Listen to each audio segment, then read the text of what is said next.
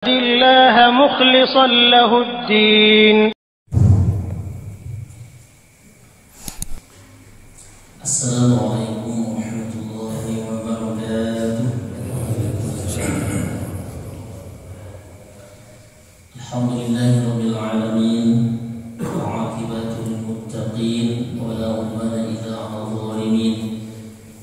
أشهد أن لا إله إلا الله وحده لا شريك له وأشهد أن محمدا عبده ورسوله الذي لا نبي بعده. اللهم صل وسلم وبارك على سيدنا محمد وعلى آل سيدنا محمد كما صليت على إبراهيم وعلى آل إبراهيم إنك حميد مجيد. أما بعد، فيا عباد الله أوصيكم وإياي بتقوى الله. اتقوا الله فقد فاز المتقون. قال الله تعالى في القرآن الكريم: أعوذ بالله من الشيطان الرجيم. يرفع الله الذين آمنوا منكم والذين أوتوا العلم درجات. آية. وقال النبي صلى الله عليه وسلم: من صلى الغداة في جماعة ثم قعد يذكر الله حتى تطلع الشمس ثم صلى ركعتين فكأنما حجة وعمرة تامة. Hadirin jamaah yang dirahmati Allah, pagi hari ini mengawali bulan Safar di tanggal yang kedua kalau tidak salah, di bulan yang kedua di tahun 1447 Hijriah.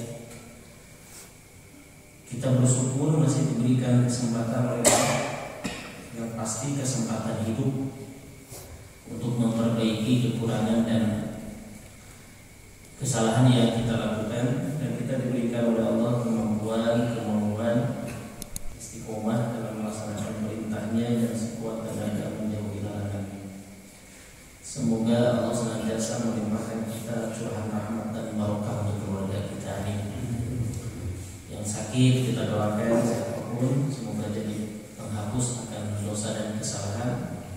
Allah berikan ketabahan dan kesabaran untuk segera ganti dengan kesehatan yang lebih bermanfaat. Yang ada hajat, anaknya mau sekolah, mau kuliah, bekerja, cari jodoh, apapun bentuk hajatnya, segera Allah kabulkan dengan waktu dan tempat yang terbaik menurut Allah. Dan tentunya harta, rezeki, apapun yang kita dapatkan sebesar apapun relatif ukurannya, tapi Allah berikan kita rezeki yang barokah, yang bermanfaat untuk anak cucu kita ini. Ala hadhihi wa ala kulli niyatin shalihah. Allahumma hassil maqasidana wa taqabbal du'ana. Allahumma yassir umurana wa la tu'assir. Allahumma yassir umurana wa la tu'assir. Bi rahmatika ya arhamar rahimin.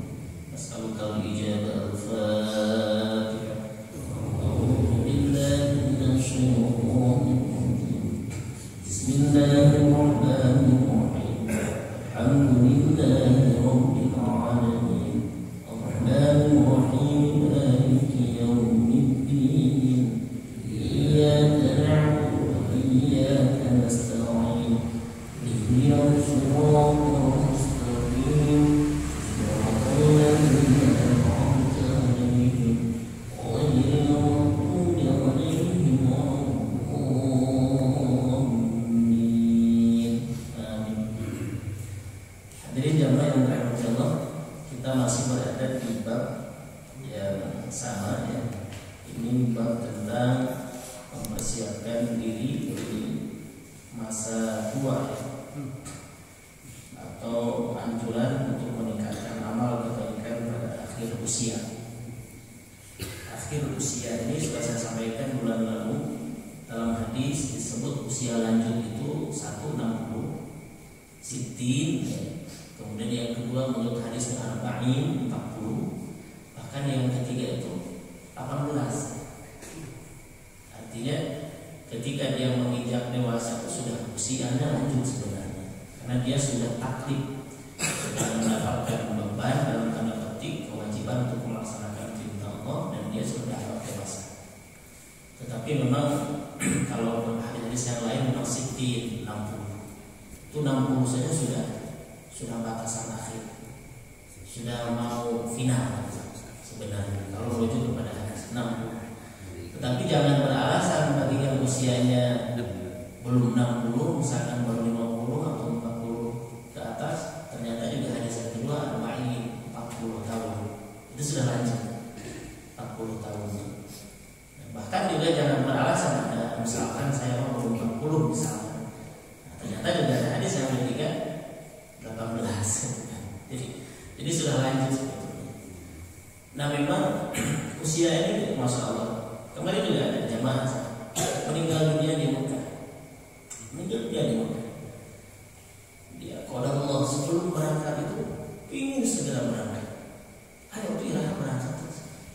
Ingin segera berangkat. Ibu-ibu 65 tahun ingin segera berangkat. Bahkan anaknya mengatakan, "Kau memang orang sana satu keluarga berlima, tidak aku sekarang ngumpul. Ayam. Akhirnya berangkat sendiri dalam artian tidak dengan keluarganya. Berangkat teman sendiri grup katanya. Berangkat dia sendiri. Beres di Madinah, beres di Mekah. Terakhir check out hotel harus pakai baju batik dari UI. Gula darahnya naik 800. 500 awalnya naik. Orang lain ke Jeddah, dia ke rumah sakit. Jadi bawa ke rumah sakit. Karena di rumah sakit diperiksa ternyata tidak boleh pulang. Kenapa? Karena ditahan sakit, diurus oleh tim di sana. Tidak boleh pulang kalau sakit. Nanti pulangnya kemudian ada asuransi, tiket semua itu biasa di reschedule. Asuransi. Kemudian jamaah yang grup dia landing di Soekarno Hatta diinformasikan dia meninggal dunia. Meninggal dunia di Mekah. Saya kemarin malam Jumat datang ke rumah keluarganya, saya menyampaikan keluarganya si mama udah tahu informasinya kerja kamar ini informasi macam tidak mau tidak dirawat. Oh si mama mau salam ina mama sedang insya Allah bahagia mau foto pos beres puada pos beres segala rupina mau di tanah haram disolatin kamari di hari Jumat di Masjidil Haram di waktu Isya dikuburkan di pemakaman syariah, bukan Ma'la. Kalau Ma'la itu orang terpandang, tapi di syariah di Mekah itu kan itu video tinggi dikuburkan di sholat itu. Ketika tidak pernah ada tahu misteri kematian itu, saya sering sampaikan misteri apa? Misteri tempat. Yang kedua misteri waktu. Yang ketiga misteri sebab. Dimanapun ya misteri tempat kita tidak pernah tahu di mana kita meninggal dunia. Misteri waktu tidak pernah tahu kapan kita meninggalnya. Misteri apa lagi? Sebab tidak tahu kita apa penyebab kematian itu. Jadi nggak bisa diukur dengan jenis pekerjaan penyebab kematian itu. Mungkin si ibu ini pedagang, mungkin juga dia pejabat, kan meninggalnya tidak di kantor. Meninggalnya di tanah haram. Jadi nanti akan sesuai dengan apa yang biasa dilakukan. Tapi itu kematian yang dirindukan pada jamaah yang lain. Di tanah haram beres melaksanakan rangkaian ibadah, masya Allah. Nah, kita tidak pernah tahu setiap orang memiliki amalan rahasia yang mungkin kita melihat orang itu hanya terlihat apa yang kita lihat. Namun di sebalik itu kita tidak pernah tahu ada amalan rahasia yang dimiliki oleh orang tersebut, sehingga orang lain hatta mungkin sekalipun keluarganya itu tidak tahu. Amalan rahasia itulah yang hanya dirinya dengan Allah yang tahu, sehingga Allah berikan penghargaan yang luar biasa. Nah setiap kita akan memberikan hal-hal yang demikian. Hal ini yang dirahmati Allah. Sekali lagi ini masih bab di yang baru saya sampaikan. Tapi di penghujung hadis ya, kemudian Rabi' hadis yang keempat an Anas radhiyallahu anhu qala inna Allah azza wa jalla taba'a al-wahya 'ala Rasulillah sallallahu alaihi wasallam qabla wafatihi hatta tuwfiya aktsara ma kana wahya muttafaqun alaih. Anas radhiyallahu anhu berkata, sesungguhnya Allah Subhanahu wa taala senantiasa menyambungkan wahyu lebih sering lagi, menyambungkan itu lebih sering lagi sebelum beliau wafat sampai saat menjelang beliau wafat. Jadi sebenarnya ayat al-yawma akmaltu lakum dinakum wa atmamtu 'alaikum ni'mati wa raditu lakum al-Islam itu bukan ayat terakhir, bukan. Itu bukan ayat terakhir. Ayat terakhir ini terutama dalam masalah haji wada, kemudian juga waris, itu ayat akhir. Dan ternyata setelah haji wada kan kurang lebih hampir 3 bulan ya, kemudian baginda Nabi wafat. Tepatnya 81 hari kalau tidak salah. Beliau wafat dan di situ ayat Al-Qur'an wahyu banyak turun. Jadi memang seperti orang yang bukan seperti orang ya. Pada umumnya orang-orang soleh itu kalau mau meninggal ya, dia mempersiapkan, membereskan dulu. Saya kemarin juga secara pribadi ya, karena kita tidak bisa melihat orang awalnya, kan nggak tahu akhirnya seperti apa. Seorang artis yang gemuk badannya itu kemarin haji ya, yang lain tidak berangkat haji forward, dia berangkat. Saya dengar cerita di forecastnya itu luar biasa ya, pengalaman rohaninya. Saya perhatikan ini nggak ujung pasti ada amalan rahasia. Ternyata dia kan habis apa? Kalau mau bikin saluran air di Afrika, sumbang pesantren, membangun yayasan. Ternyata dia tidak ujung-ujung, meskipun orang tidak benar awalnya diakui, tapi sekarang tuh berubah. Sampai sekarang tuh dia bilang, kalau saya hadir di satu tempat, yang pertama harus ada itu musola dulu. Itu baru pulang haji kemarin. Ada orang begitu. Kemudian dia mengatakan, sebelum saya berangkat, nggak tahu tiba-tiba saya harus membereskan semua apa yang saya lakukan, termasuk kata dia pengalaman rohaninya atau kredit lunasi, semua lunasi. Sebelum berangkat haji dikhawatirkan dia bilang terakhir keberangkatan, tidak pulang lagi dan saya siap. Apa kata dia? Mengalami sesuatu yang luar biasa di padang Arafah. Ini kadang kamu sulit ya kita menghukumi orang apa yang kita lihat. Orang memiliki pengalaman rohani yang berbeda-beda dan dia mengalami, mungkin boleh jadi tidak dialami oleh orang-orang yang lain atau yang dianggap kita alim sekalipun. Nah itu rahasia hidup, bukan menjadi penghukuman justifikasi bahwa orang telah murah-murah mungkin ya, maksud saya. Ternyata betul kata Ibnu Hajar Al-Haytami, ya, kata beliau ini begini, orang itu, manusia itu bisa jadi akhir hari ini kita melihat ahli di neraka. Hari ini kita melihat seperti orang-orang yang calon penghuni neraka, tetapi di akhir hayatnya dia menjadi calon penghuni surga. Kata Ibnu Hajar Al-Haytami kepada saya. Kenapa? Kata beliau, ada orang-orang yang demikian yang nampak oleh kita sekilas atau sekasat mata demikian, tapi senantiasa menanam benih kebaikan dalam hatinya yang tahu hanya dirinya dengan Allah. Ada penyesalan, ada keinginan berubah, ingin bertobat. Kata dia itu, saya bukan hijrah, saya reborn, lahir kembali. Nah, maka benih itu tumbuh, lalu berbuah dan berbuah dari hayatnya. Kemudian dia menjadi husnul khotimah. Ada juga yang sebaliknya.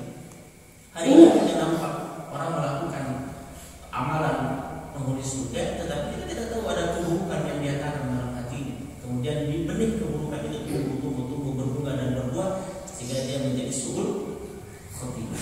Itu harus hati-hati. Beliau ini kan sebelumnya beberapa bulan yang lalu kan sahabatnya mualaf kan masuk Islam, gitu ya. Sahabatnya kan mualaf masuk Islam. Itu nggak pernah tahu kita. Kita hanya melihat dalam hati benar gitu. Tapi akhirnya gitu. Nah, itu pasti ada benih kebaikan yang dia tanam. Kita tidak pernah tahu. Dan ada benih kebaikan. Jadi kita yang begini sekarang itu harus bisa menjaga, harus bisa istiqomah dan tidak boleh menganggap diri kita paling suci. Yang penting istiqomah, memohon kepada Allah. Allahumma inni as'aluka husnal khotimah wa a'udzubika min su'iha wa a'udzubika min su'il khotimah. Ya Allah, sesungguhnya kami memohon kepadamu akhir kehidupan yang baik dan berlindung kepadamu dari akhir kehidupan yang buruk, su'ul khotimah. Meskipun iya, umat Nabi Muhammad dijamin masuk surga, tapi tidak ada jaminan selamat dari neraka. Nah itu tidak ada jaminan selamat dari neraka. Dijamin masuk surga, tapi tidak ada jaminan selamat dari neraka. Maksudnya bisa mampir dulu. Nah itulah mungkin kehidupan kita ya, cara pandang kita dalam mengalami kehidupan. Ini selalu banyak orang rahasia yang setiap orang yang tahu hanya dirinya dengan Allah. Dan kita tidak bisa menghukumi orang langsung, wah begini, begitu, jelek gitu. Boleh jadi akhir hidupnya lebih hebat daripada kita. Nah ini lebih kepada introspeksi dan melihat kepada diri kita.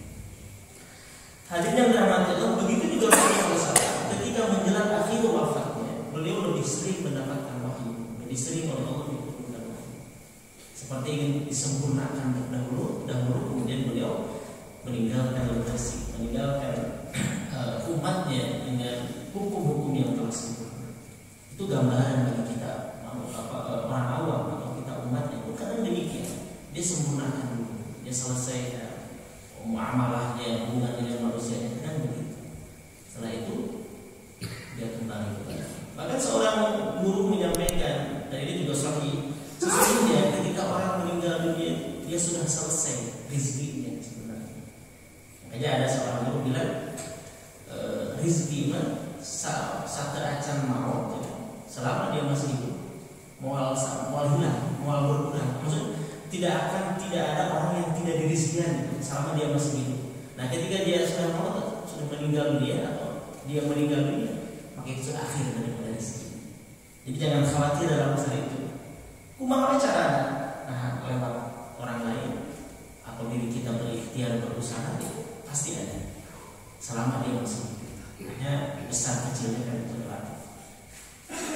Kemudian hadirin yang dirahmati Allah, al-khamis an Jabir qala Rasulullah sallallahu alaihi wasallam yub'atsu kullu 'abdin 'ala dzamanihi. Ini hadis ini juga agak sulit dipahami. Jabir radhiyallahu anhu berkata, Nabi sallallahu alaihi wasallam bersabda, setiap hamba akan dibangkitkan dari kuburnya sesuai dengan keadaannya ketika ia mati. Sekilas memang sulit dipahami di sini. Maka mati tabrakan, dia dalam kondisi tabrakan. Artinya dia lihat di surga dan tidaknya itu memang akhir daripada kematiannya itu menjadi gambaran, sehingga nanti dia dibangkitkan menjadi orang yang bahagia, orang yang selamat. Itu juga kelihatan di akhir kematiannya, bukan sebab kematiannya. Ya, bukan sebab, bisa jadi orang soleh meninggalnya kecelakaan jalan atau apa kan bisa jadi, tetapi bukan berarti itu yang dilihat. Atau juga tidak berarti jaminan orang yang wafat di atas kasur dirium keluarga lalu dia ahli surga juga. Itu tidak menjadi ukuran salah satunya. Ada juga orang mengatakan kalau orang wafat di hari Jumat itu pasti masuk surga. Tidak juga. Orang kafir itu mungkin ada yang mati hari Jumat. Jadi tidak menjadi ukuran pasti. Bukan hubungan dengan itu. Mungkin ya salah satunya cirinya, tetapi tidak menjadi patokan kepastian. Kalau hari Jumat jamin masuk surga, ya tergantung. Kalau dia orang kafir atau dia bukan orang soleh, dia tidak beriman, tidak menjadi kepastian juga. Nah, hadirin yang dirahmati Allah, orang yang wafat memang disebutkan dalam Al-Quran ya, disebutkan begini misalkan. Innalladzina qalu rabbunallahu tsumma istaqamu. Sesungguhnya orang-orang yang meyakini bahwa Allah sebagai Tuhannya. Dia meyakini berarti mengimani. Tsumma istaqamu, kemudian dia istiqomah dalam keimanan. Tatanazzalu alaihimul malaikat. Di akhir hayatnya malaikat akan menghampiri. Jadi di akhir nazarnya itu malaikat akan datang menghampirinya, berbondong-bondong tatanazzul. Apa yang dibisikkan oleh malaikat? Allah takhafu wa la tahzanu. Jangan takut engkau menghadapi kematian. Sebab kata ulama, kematian itu digambarkan sebagai tangga menuju kebahagiaan yang abadi. Bagi orang yang beriman. Bagi orang yang beriman, kematian itu sebagai jembatan atau tangga untuk menuju ke kebahagiaan yang abadi. Tanpa ada kematian, orang tidak akan mendapatkan kebahagiaan yang abadi. Bagi orang yang beriman, malaikat datang, Allah takhafu, jangan takut menghadapi kematian. Wala tahzanu, jangan bersedih kau meninggalkan keluarga, meninggalkan harta yang sudah kau usahakan, jangan bersedih. Wa absyiru bil jannati allati kuntum tu'adun. Lalu malaikat menyampaikan berita gembira bahwa surga telah menanti. Apa kata malaikat? Nahnu awliya'ukum, kami akan menjadi pelindung keluarga-keluargamu yang kau tinggalkan dan begitu. Itu dalam Al-Quran. Fatir dalam bahasa Arab surah Fatir. Itu gambaran orang-orang yang beriman, orang-orang yang istiqomah dalam berimannya di akhir hayatnya. Dan itu tidak akan jauh beda ketika nanti dia dibangkitkan di alam mahsyar. Kondisinya sama, mendapatkan kebahagiaan. Berbeda dengan orang kafir. Misalkan kematiannya ya pasti orang kafir dicuekkan, ya kan? Kemudian dipenuh dengan penyiksaannya, itu akan jauh berbeda ketika dia dibangkitkan. Jadi tergantung bagaimana dia kematian. Nah, hadirin yang dirahmati Allah, itu sekali lagi bab ini karena berbicara tentang bekal atau amal, mengingatkan amal kebaikan pada akhir usia atau lanjut usia. Oke, kemudian kita masuk ke bab berikutnya, bab bayan kasrati turukil khair. Bab tentang penjelasan banyaknya jalan menuju kebaikan. Kasrati turukil khair, banyak jalan menuju kebaikan. Banyak cara menuju kebaikan. Saya pernah mendengar salah satu ulama ahli tafsir di Indonesia, ya, meskipun pro kontra tentang anaknya yang tidak berjilbab, berkerudung, tetapi saya tidak melihat satu sisi saja, karyanya luar biasa. Ada membumikan Al-Quran, secercah cahaya Al-Quran, lentera Al-Quran, mukjizat Al-Quran, kemudian itu luar biasa. Ada 5-4 buku yang populer ini. Itu beliau mengatakan Allah ini menilai kita tidak selalu 10 itu 5 tambah 5. Untuk mencapai 10 itu bisa 1 tambah 9, bisa 2 tambah 8, bisa 3 tambah 7, 4 tambah 6, dan pasti 5 tambah 5. Kan begitu ya. Jadi untuk mendapatkan 10 itu tidak selalu harus 1 tambah 9. Jadi ini menunjukkan kias bahwa menuju kebaikan itu banyak jalan, banyak cara. Sehingga nyambung dengan tadi, kita tidak pernah tahu amalan rahasia seseorang tadi. Nah, ini kan alasannya. Ini pro kontra memang, tapi ya kita kan tidak bisa hanya memandang. Kan begini, ada orang ketika memandang ulama itu, kalau dia ada satu pernyataan yang kurang tepat atau yang dianggap salah oleh satu kumpulan ini, dianggap salah semua. Kalau saya tidak demikian. Kita nggak boleh demikian. Makanya kata salah satu pendiri Muhammadiyah itu, siapa? Jadi Muhammad Dahlan, ya, beliau katakan kalau kau berburu kepada seseorang, ya, lalu melihat dari dekat, maka selamanya tidak akan punya bulu. Jadi kalau burung itu indah dari jauh, kan? Jadi maksudnya jangan dikorek semua kesalahannya, selamanya kamu tidak akan punya bulu. Terbalik, bulu itu usah tolong terbalik. Padahal ilmunya bagus gitu. Jadi sampai kapanpun kita tidak akan punya bulu, karena tidak ada manusia yang sempurna kecuali bagian Nabi Muhammad sallallahu alaihi wasallam dan para sahabat yang menjamin masuk surga. Itu nggak bisa gitu. Misalnya kalau mencari bulu, kan teman-teman kita yang sebelah ada begitu. Ya. Saudara-saudara kita yang lain, kalau apa Ustaz ini, dia yang membolehkan dia yang membolehkan musik gitu kan, tidak itu. Ustaz Subhan terkait gitu kan, dia yang pakai celananya di bawah mata kaki kan gitu. Dia sulit gitu. Kalau kita dilihat satu sisi yang berbeda dengan dia, karena beda kumpulan, beda pemahaman, lalu salah semua. Kan bingung. Masa sekelas Ustaz ada hidayah aja dianggap sesat, dianggap salah, karena dia tidak langsung mengharamkan musik, tapi dia membolehkan dulu misalnya bahwa tergantung haram itu kalau terjadi apa. Kalau hukum masalah kan begitu kan. Kalau kamu sesat kan bingung ya. Sekelas dia sehebatnya ilmunya, tidak bisa kalau menghukumi langsung apa yang berbeda, satu beda langsung dihukumi salah semua. Bingung juga kita. Nanti nggak bisa dapat guru. Jadi gurunya hanya dia saja nanti.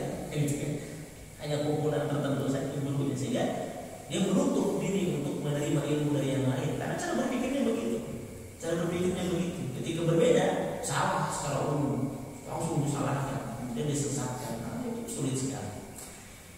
jadi memang saya sebetulnya pada satu sisi setuju, ya, saya setuju, betul. Sesuai dengan hadis ini, bahwa untuk mencapai kebaikan itu beliau menganalogikan, mengkiaskan sama halnya dengan Allah itu untuk memberikan 10 itu tidak selalu harus 9 tambah 1, tapi bisa 8 tambah 2. Untuk mencapai 10 bisa 7 tambah 3, bisa 6 tambah 4, dan pasti 5 tambah 5.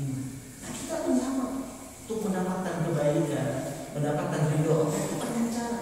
Mungkin ada orang yang berjuang di nafkahnya untuk keluarga, ada orang yang ahli membaca Al-Quran, ada orang yang rajin dia membantu tetangganya, saudaranya, ada orang yang dianggap pelit oleh orang lain padahal dia berjuang untuk keluarga dekatnya. Itu gak bisa pelit sih, karena mereka padahal dia berjuang untuk keluarganya misalnya.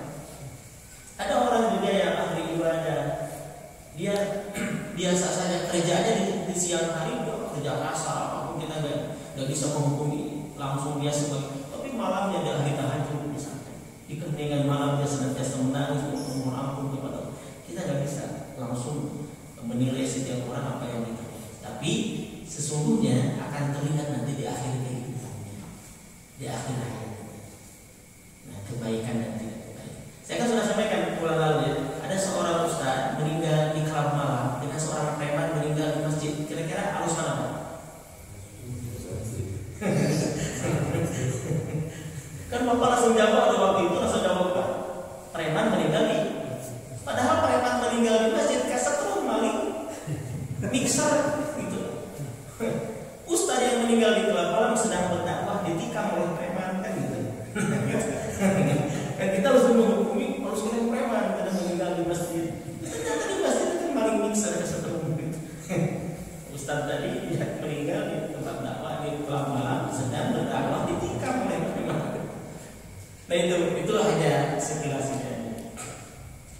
Kemudian Allah SWT berfirman dalam surah Al-Baqarah ayat 19, "Wa ma taf'alu min khairin fa innallaha bihi 'alim." Dan apa saja kebaikan yang kamu perbuat, maka sesungguhnya Allah Maha mengetahuinya. Al-Baqarah ayat 215.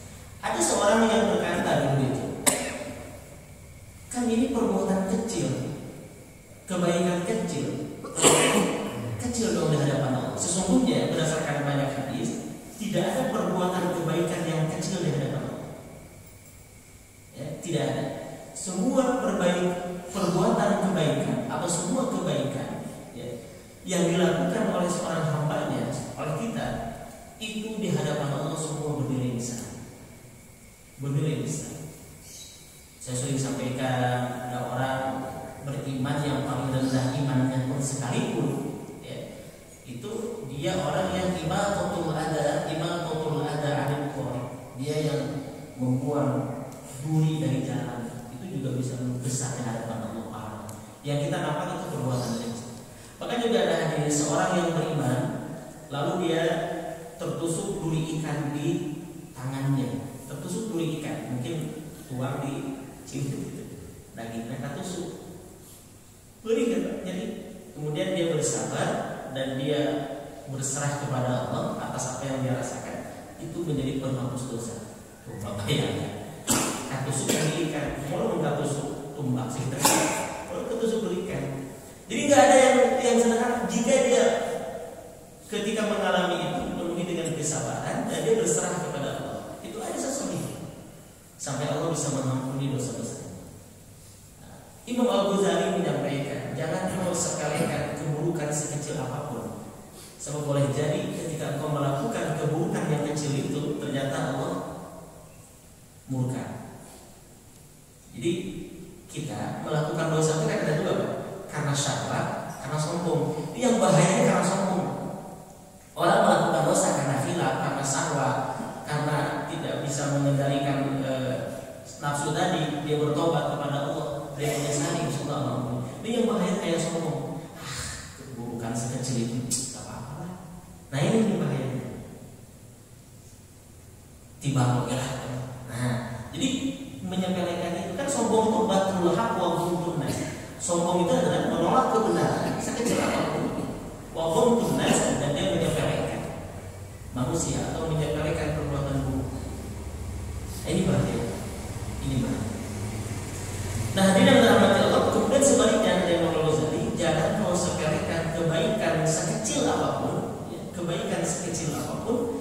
Sebab boleh jadi ketika kita melakukan kebaikan yang kecil itu Allah ridho. Allah ridho. Nah, ini bahayanya besar tapi Allah tidak ridho. Kan lebih baik besar Allah ridho. Nah, ini ada yang kecil tapi Allah ridho. Ini kisah-kisah ini kan banyak Pak. Saya juga kadang ngeri Pak. Ada seorang yang kita nampak, kisah-kisah itu udah banyak Pak. Mungkin anak awalnya dianggap sepele kayaknya. Kemudian dia tumbuh berkembang menjadi dianggap biasa dan dia tahu. Maka tahu kan beberapa terakhir ini sering banyak, maaf ini oknumnya, kiai dalam tanda petik tangkap polisi karena cabul kan, ya, karena perkosaan santriwati. Ya kan banyak sebelum bukan baru. Dia mungkin awalnya dianggap sepele, colek biasa. Saya sebelum berisi Pak, terus terang kalau kiai juga salaman dengan Sanjay Putri, saya juga risih dengan saya sebelum saya misalkan ada Sanjay Putri, kan Sanjay Putri kan seperti itu mahasiswi, terus kalau majikan, saya salaman, bukan saya tidak mau, cuman itu kebiasaan yang tidak tepat. Suntangan, kalau Sanjay Putri itu harus jaga-jaga. Mau nyosok salaman tangan kalau ini cukup sudah punya mulut. Ya memang kadang hal yang biasa dibiasakan, kemudian kita biasa setan terus. Ini jangankan orang bodoh, orang alim sekalipun bisa terjerumus. Ini maksud saya, jangan disekeliling. Hati-hati. Nah itu naudzubillah ini supaya kita semoga kita. Ya maksudnya tidak semua, mau banyak misalnya. Ya, ini maksudnya kok akhirnya kok kita keterbelah, kok bisa ya? Kita bertanya, kok bisa ya? Padahal makan gitu. Kan gitu kita kan. Dan sebetulnya biar jadi itu dari menyepelekan hal yang kecil. 2015 juga saya penceramah maksudnya penceramah terkenal di Jawa Timur. Saya baca berita terkenal, bahkan dipanggil Habib. Gara-gara utang 500 juta, dia sudah merencanakan membunuh sekeluarga. Jamaahnya yang dia bunuh. Ngeri, merinding, saya naudzubillah. Jauhkan dari semua itu. Jamaahnya dia bunuh dan dia rencanakan pembunuhannya. Ada berita di media sosial 2015 itu kalau nggak salah, saya lupa. Itu di Jawa Timur seorang penceramah terkenal, jamaahnya banyak. Dia membunuh jamaahnya dengan pembunuhan berencana. Dia bawa 3 orang bertamu ke rumah jamaahnya itu. Bahkan dengan santainya dia nyuruh jamaahnya itu sholat. Ketika sujud diketok pakai palu, pakai kapak. Kemudian anaknya datang, dibunuh lagi 3 orang, dimasukkan ke mobil. Kiai lepas ustaz. Nah untuk saya tidak akan menceritakan preman, nanti bapak tak ada yang lain. Ini ustaz penceritakan. Dimasukkan ke mobil. Mobilnya dibawa ke hutan, dibakar mobilnya. Hangus ditemukan oleh petani, mobil terbakar, ada 3 kerangka manusia. Dicek 1/24 jam oleh polisi, bukti CCTV dan ternyata menjurus kepada 3 orang yang membunuh dan 3 orang mengaku disuruh oleh naudzubillah min. Tuh, kadang kita membiasakan. Sebenarnya betul kata Ibnu Hajar Al-Haytami, benih-benih itu tumbuh, berbunga, berbuah, berantai, beranting, kemudian apalagi bertunas, maka menjadi subur khotimah. Itu yang dikhawatirkan oleh kita. Naudzubillah min, kemudian menjadi subur khotimah. Hatta sekalipun orang yang alim, orang yang berilmu, hatta sekalipun itu bisa terkena. Apalagi orang yang tidak berilmu itu, jangan langsung nanti dijadikan alasan. Ini maksudnya orang berilmu saja, gitu kan? Cara mafhum mukhalafahnya begitu. Orang yang berilmu saja bisa terkena penyakit itu, apalagi yang tidak berilmu, itu maksudnya. Jangan langsung nanti dibalik cara berpikir. Ya. Oke, kemudian dalil yang kedua, wa ma taf'alu min khairin ya'lamuhu Allah. Dan apa yang kamu kerjakan berupa kebaikan, niscaya Allah mengetahuinya. Sekecil apapun berupa kebaikan, maka Makanya betul tadi, tidak ada istilah kebaikan sekecil apapun kecil di hadapan Allah, atau sia-sia di hadapan Allah dalam penilaian Allah, tidak ada. Maka Allah Maha mengetahui. Kemudian disebut apa? Ya'lamuhullah, niscaya Allah mengetahuinya. Allah mengetahui sekecil apapun. Oleh karenanya mungkin kita kecewa perbuatan baik kita tidak diapresiasi, itu manusiawi. Mungkin kita kecewa perbuatan baik kita disalahpahami, lalu diputarbalikkan faktanya, dipitnah, malah kita dianggap melakukan kesalahan, bahkan diponis di hadapan pengadilan dunia. Sehingga orang mengatakan, wah jalan terbalik itu diponis di hadapan di dunia. Padahal boleh jadi ponisnya tidak salah, kebenaran yang sebenarnya hanya Allah yang tahu. Itu saya maksud. Mungkin di hadapan kita dia adalah seorang terpidana, seorang terdakwa, tetapi seandainya ponisnya salah, hukum kan manusia yang memponis itu, bukan hukuman Allah. Iya, di hadapan Allah dia sebenarnya orang yang tidak bersalah. Sebab Allah mengetahui kebenaran yang sebenarnya atau kebaikan yang sebenarnya. Niscaya Allah mengetahuinya. Nah, seorang yang tangkap sekalipun, dijerumuskan ke penjara sekalipun, seandainya benar menurut Allah, dia salah menurut pengadilan, tetap di hadapan Allah tidak akan disia-siakan kelak.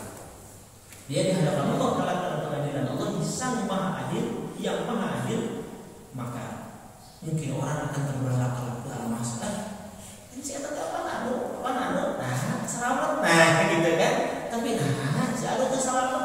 Padahal itu kan, nah itu yang kita khawatirkan, yang kita takutkan. Nah, itu terasa kayak celah, nah gitu kan.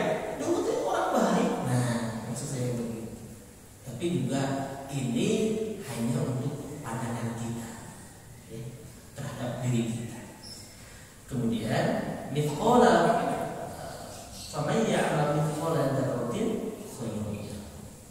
Barang siapa yang mengerjakan kebaikan seberat dzarrah pun, sekecil apapun, niscaya dia akan melihat balasannya. Ini Umar bin Khattab kalau baca ayat ini nangis. Faman ya'mal mithqala dzarratin khairan yarah wa man ya'mal mithqala dzarratin syarran yarah. Nangis sahabat. Karena dia mampu mensapi. Jadi barang siapa yang melakukan kejahatan sekecil apapun akan diperlihatkan, kebaikan sekecil apapun akan diperlihatkan. Sebab Allah Maha Adil. Allah Maha Adil. Makanya para ulama itu selalu berdoa itu, salah satu doanya apa? Allahumma la tada'ana fi maqamina hadza dhanban illa ghafarta wa la hamman illa farajta wa la daynan illa qadaita wa la maridun illa syafaita wa la aiban illa satarta. Ya Allah, jangan kau perlihatkan aib, ya, jangan kau biarkan kami dengan aib yang kami lakukan, kecuali kau tutupi aib kami. Tutupi aib itu dengan taubat, dengan istighfar.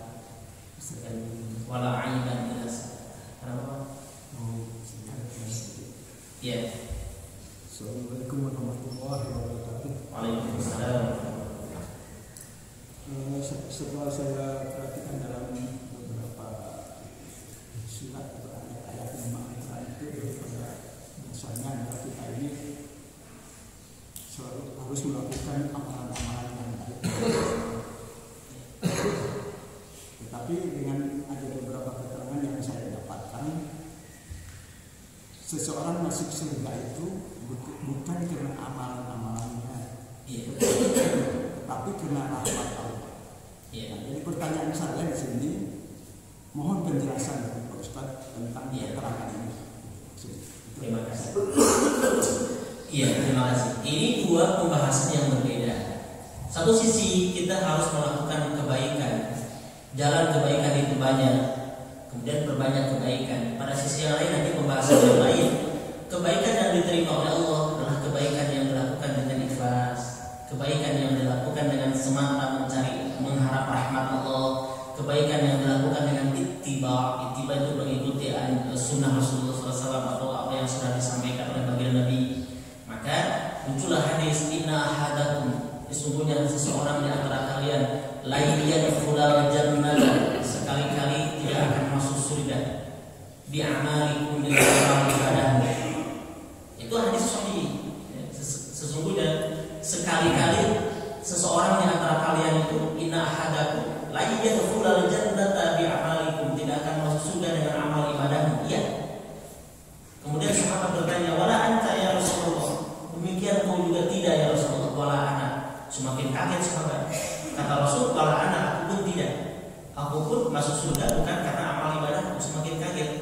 Kemudian Rasul menjelaskan, apa? Illa ayyatahu madani rabbi bi fadli rahmati, kecuali Allah melimpahkan rahmatnya kepadaku.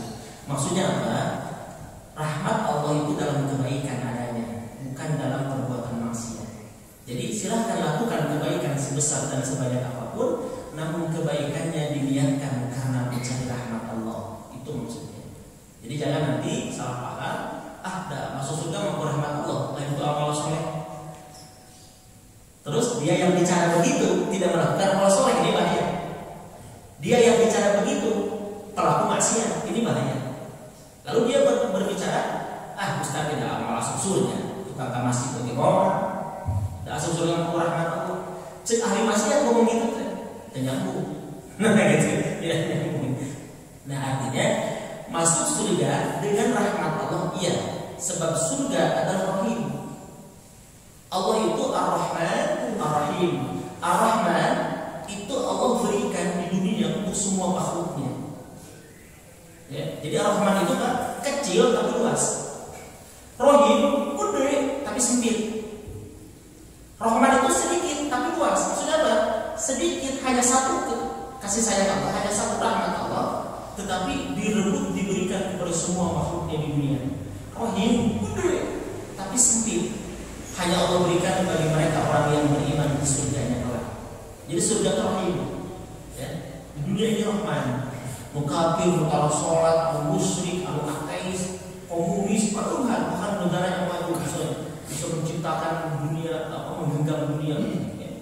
Kurang Cina. Bukan jadi ukuran, itu Rahman. Makanya tadi yang dimaksud hadis itu adalah lakukan kebaikan semata untuk mendapatkan rahmat Allah atau rahimnya Allah kelak di surga. Itu pembahasannya. Tapi saya sendiri membahas, yuk perbanyak kebaikan, lakukan kebaikan dengan jalan yang berbeda-beda. Nanti pembahasan berikutnya kebaikan yang didasari dengan karena Allah. Karena ada syarat diterima dan tidaknya itu paling tidak ada dua. Satu, dilakukan karena ikhlas lillah. Yang kedua, ittiba, itu diterima atau tidaknya. Sebuah amal kebaikan. Oke, terakhir kemudian yang tadi itu seberat zarah pun kebaikan yang kita lakukan pasti atau niscaya akan diperlihatkan atau kita akan melihatnya. Kemudian man amila sholihan falinafsi, barang siapa yang mengerjakan amal soleh maka itu adalah untuk dirinya sendiri. Kalau hanya dari ini kita sepakat kebaikan yang kita lakukan untuk diri kita, tapi jangan hanya mengambil dari ini sehingga nanti akan beranggapan tidak bermanfaat doa untuk orang yang sudah wafat, tidak bermanfaat amal untuk orang yang sudah wafat. Kalau merujuk kepada dalil ini betul, man amila sholihan falinafsi, barang siapa yang berbuat kebaikan maka untuk dirinya dia. Tetapi kebaikan yang dilakukan oleh seseorang itu bisa berimplikasi, bisa berakibat untuk orang lain. Makanya tidak satu dalilnya. Contoh misalkan, idza mata ibnu Adam, jika anak Adam itu wafat, in qata'a amaluhu, terputuslah amalnya. Maksudnya amal pribadinya. Orang yang sudah wafat bisa beramal tidak? Yuk kita pahami dulu setiap dalil. Makanya mentafsirkan dalil yang paling tepat dengan dalil lagi, bukan dengan pendapat ulama dulu, tapi dengan dalil lagi. Di situ harus disambungkan dulu dengan dalil lain. Coba kita berpikir, jika anak Adam, jika manusia itu wafat, in qata'a amaluhu, amalnya terputus, sepakat enggak? Perbuatannya terputus, sepakat ya? Maksudnya perbuatan siapa? Dirinya, orang yang sudah mati tidak bisa beramal. Tetapi perbuatan sebelum dia mati masih bermanfaat. illa min thalathin, kecuali 3 perkara. Terus yang menyampaikan Rasul hadis yang sahih berarti tafsirul Quran, mentafsirkan Al-Quran disunnah dengan hadis. Siapa yang paling layak dan paling pas untuk mentafsirkan Al-Quran? Rasulullah. Apa yang paling tepat mentafsirkan Al-Quran? Hadis, Pak. Jadi nggak bisa hanya Quran saja.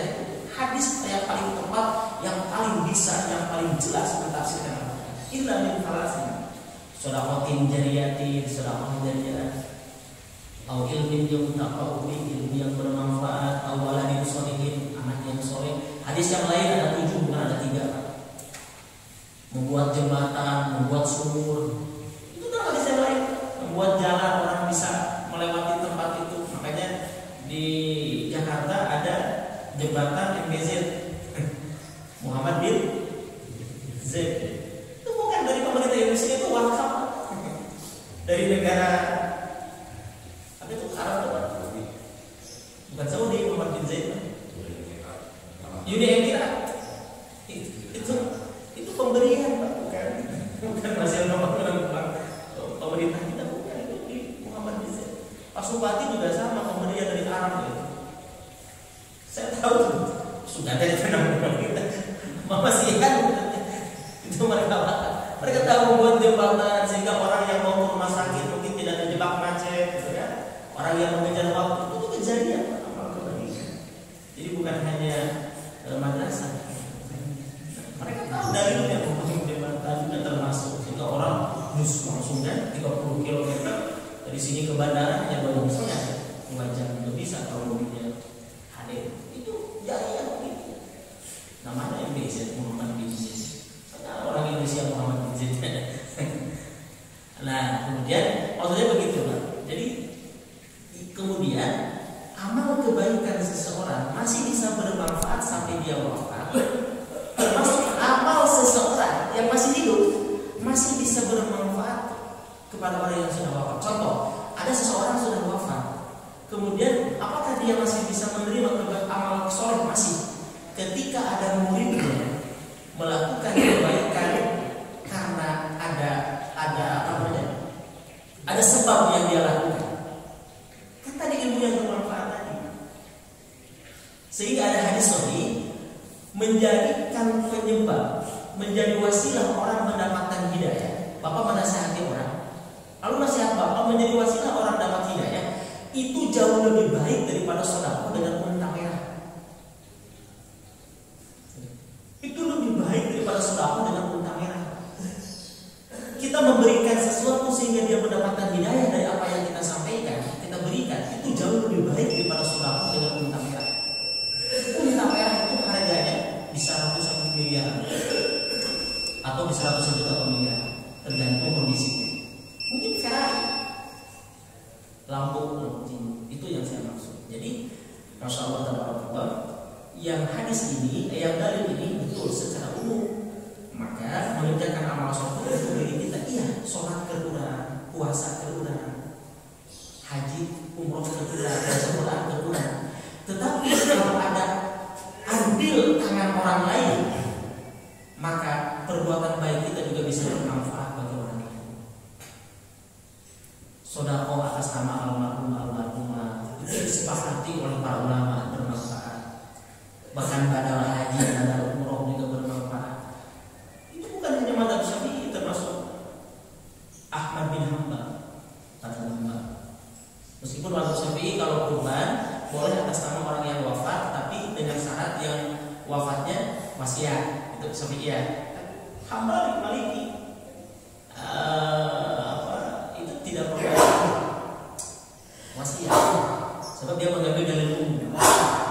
Baginda Rasul menyembelih hewan kurban untuk umatnya yang sudah wafat ataupun yang masih hidup. Selalu ada perbedaan pendapat, tapi yang pasti, yang jelas, secara khusus ya kebaikan yang kita lakukan untuk diri kita, tetapi ada hadis yang dan dalil yang lain, kebaikan yang kita lakukan bisa bermanfaat bagi orang lain, hatta sekalipun orang itu sudah wafat. Selama ada andil, atau juga kita mendoakan, memohonkan ampun kepada Allah untuk ampunan dosa kepada orang yang sudah wafat, karena Allah perintahkan dalam surah Muhammad. Apa kata Allah? waghfir li dzambik, wahai Muhammad, mintalah ampun untuk dosamu, walil mu'minina wal mu'minat, dan dosa orang-orang yang beriman laki-laki dan perempuan. Berarti boleh Allahumma ighfir lahu warhamhu, boleh ya Allah ampunilah dosa-dosanya meskipun dia sudah wafat. Orang-orang ampun kepada Allah untuk orang yang sudah wafat. Melakukan kebaikan diniatkan untuk orang yang sudah wafat, itu bermanfaat. Kenapa bermanfaat? Karena ada andil yang dia lakukan, yang dia tinggalkan, ada legacy, ada perbuatan dulu yang dia lakukan di dunia, sehingga kita melakukan kebaikan atas peran dia, andil dia. Contoh orang tua, anak melakukan kebaikan, ada peran orang tua yang menyekolahkan, yang menasihati. Ketika orang tuanya sudah wafat, anaknya melakukan kebaikan, mengalir pahala, kan begitu. Itu ada andil. Saya kira demikian ya. Cukup. Ini sudah tidak syuruk. Mudah-mudahan hikmah dan manfaatnya kita diberikan oleh Allah kemampuan, kemudahan, dan senantiasa melakukan kebaikan sesuai dengan apa yang kita mau. Ya, selama kita beriman, kita istiqomah dalam keimanan, maka jalan menuju surga atau kebaikan yang kita lakukan banyak jalan yang kita lakukan. Tapi kuncinya iman. Tetap modal pondasinya iman. Meskipun nanti caranya berbeda-beda. Ada yang dengan ilmunya, dengan hartanya, ya kan?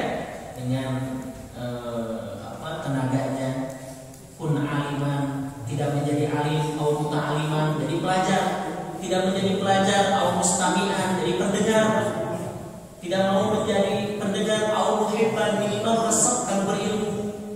Iya mah ngaji tanah, kadang mungkin tanah, benci kan berilmu yang mana tuh? Asup golongan mana? Kan orang akan bersama dengan orang yang dia sukai. Almarhum ma'aman ahab. Seseorang akan bersama dengan yang dia sukainya. Kan itu kata para ulama. Jadilah yang orang yang berilmu, bukan orang berilmu. Jadi orang yang pelajar ilmu. Tidak datang hadir di pengajian, pendengar saja, pendengar. Kita jadi pendengar, al-muhibban, pecinta, senang. Nah, itu tidak semua. Kita di alam masyarakat itu golongan mana? Asupnya golongan mana ya? Kumpulan siapa?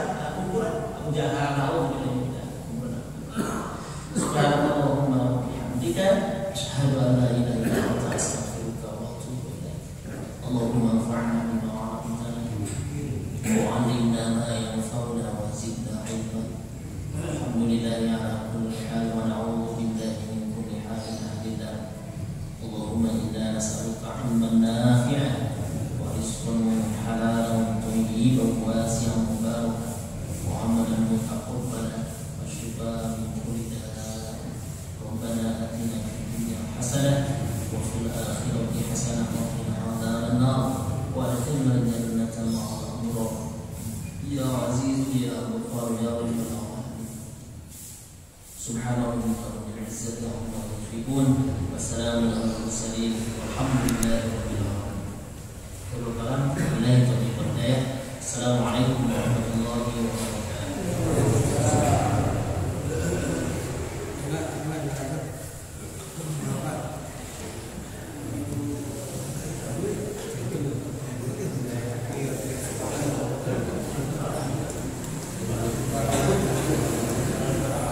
Thank you.